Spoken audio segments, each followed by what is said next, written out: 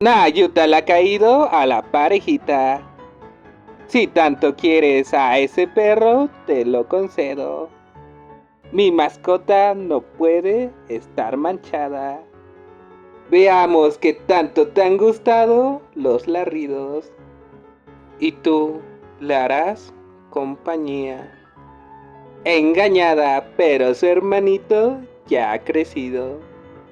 ¡Aunisha! Vamos a hacer cosas de adultos.